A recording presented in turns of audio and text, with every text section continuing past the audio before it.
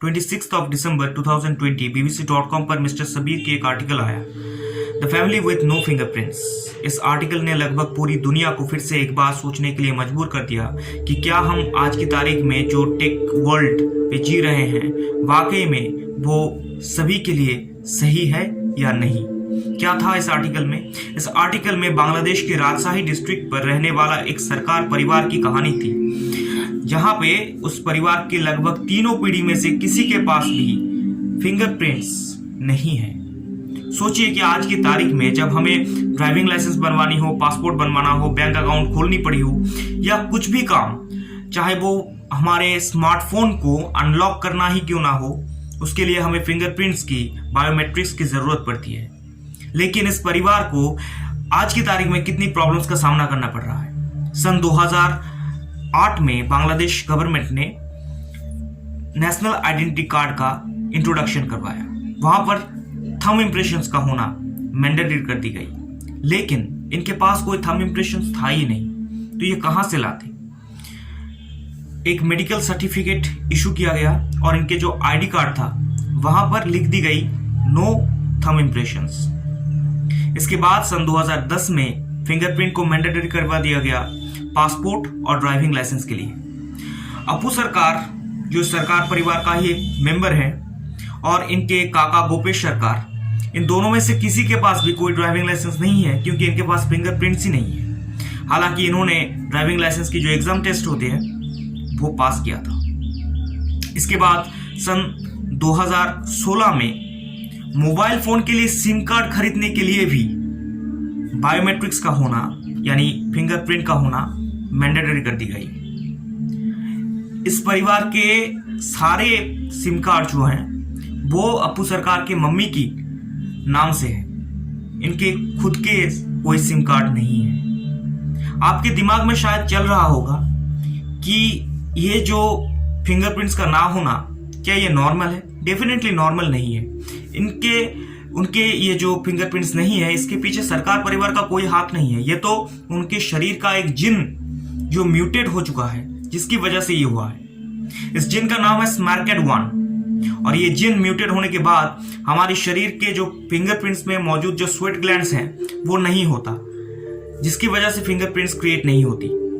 और ये एक परिवार के जो जितने भी सदस्य होंगे, फ्यूचर जनरेशंस जो होगा, एक जनरेशन से दूसरे जनरेशन तक ये बहती रहेगी। इसका पहला जिक्र हुआ था सन 2007 में, जब यूनाइटेड स्टेट्स के कस्टम्स ऑफिसर्स एक महिला को यूएस में घुसने पर रोक लगा दी थी। हालांकि उस महिला के पास सारे वीजा और पासपोर्ट्स सही था, उनके फोटोग्राफ्स भी मैच हो रहा था, लेकिन उसके बावजूद भी क्योंकि उनके फिंगरप्रिंट्स नहीं थे तो वो कस्टम्स ऑफिसर्स उन्हें एंटर ही नहीं करने थी। तब उस महिला ने एक पीटर इटिन नाम का एक स्विस डर्मेटोलॉजिस्ट थे, उनके साथ कांटेक्ट किया। बहुत ढूंढने के बाद, बहुत रिसर्च करने के बाद पीटर इटिन को चीजें समझ आई। तब उन्हें पता चला कि ये जो वजह है, इसके पीछे ये SMARCAD1 जिनका म्यूटेट होना ही वजह है। उस महिला के बाकी के उनके परिवार के 16 सदस्यों में से 9 सदस्य के कोई भी फिंगरप्रिंट्स नहीं था। सोचिए कितनी गजब बात होती। लेकिन आज की तारीख में इन तमाम शख्सियतों को कितनी मुश्किलों का सामना करना पड़ रहा है, जब हर काम के लिए बायोमेट्रिक्स का होना बहुत ज्यादा जरूरी है। इस डिजीज का पीटर इटिन ने एक नाम दिया था, इमिग्रेशन डिले डिजीज। यानी इमिग्रेशन की जिक्र होने पर ही ये डिजीज सबसे पहला दुनिया के सामने आया, इसीलिए इसका नाम दिया गया इमिग्रेशन डिले डिजीज। डिले यानी देर कर दिया गया, इमिग्रेशन को देर कर दिया गया इस डिजीज ने। हालांकि जो करंट साइंटिस्ट है वो किसी और ही नाम से इस बीमारी को सूचित करते हैं, उसका नाम है एडेरोमेटोग्लिफिया। ये बीमारी बहुतों में देखी गई है, जहां पर एक जनरेशन से दूसरे जनरेशन, उसके बाद वाले जनरेशन सभी में फिंगरप्रिंट्स नहीं होगा। इस परिवार को आज भी बहुत सारे दिक्कतों का सामना करना पड़ रहा है। ये सरकार परिवार को, इन्हें ड्राइविंग लाइसेंस नहीं मिलती है। इन्हें जब भी ये बाइक लेकर कहीं जाते हैं तो इन्हें दुगना फाइन देनी पड़ती है, अपने काम के लिए पासपोर्ट तक नहीं मिलती, मोबाइल खुद के नाम के सिम कार्ड्स तक नहीं है। ये बताना चाहते हैं दुनिया को कि इसमें हमारी गलती क्या है। हकीकत ये है कि ये दुनिया सुनने के लिए तैयार नहीं है। हम मेजॉरिटी के हिसाब से चलते हैं, हमारी हर काम मेजॉरिटेरियन होती है।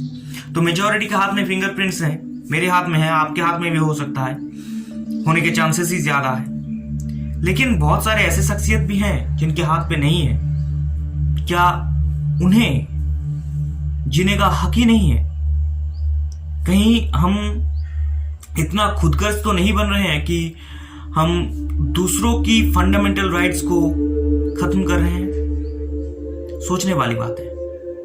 उम्मीद करता हूं कि आपको ये सेशन पसंद आया हो। अगर वाकई में पसंद आया है तो डेफिनेटली इसे लाइक कीजिए और अपने दोस्तों के साथ शेयर कीजिए ताकि उन्हें भी इस एडरमेटोग्लिफिया के बारे में जानकारी हो। साथ ही साथ अगर आपको चैनल पसंद आया है तो डेफिनेटली सब्सक्राइब कीजिए अगर अब तक आपने इसे सब्सक्राइब ना किया हो तो। और साथ ही साथ मुझे कमेंट सेक्शन पे भी बताइए कि एडरमेटोग्लिफिया या ये जो इमिग्रेशन डिले डिजीज है और इसके जो आउटकम्स हैं, इसके बारे में आपका सोच क्या है, आपकी राय क्या है। उम्मीद करता हूं कि जल्द ही आपसे दोबारा मुलाकात होगा।